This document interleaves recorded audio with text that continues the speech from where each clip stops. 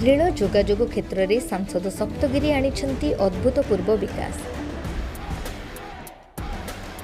एकदा अविभक्त कोरापुट को पछुआ अंचल कहुला, एबे कोरापुट को छुईछि विकास बसंत ऋतु। सांसदों दाबी पर जयपुर, कोरापुट, रायगड़ा, मुनिगुड़ा और गुणपुर रेल स्टेशन को मिली अमृत भारत स्टेशन मान्यता। स्टेशन गुड़िकर भित्तिभूमि एबे हेबो सुदृढ़।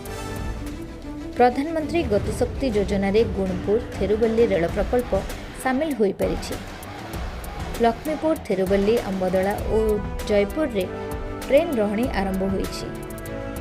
राज्यराणी एक्सप्रेस, गुणपुर विशाखापट्टनम, गुणपुर पुरी एक्सप्रेस परी अनेक नूतन ट्रेन प्रचलन होइछि।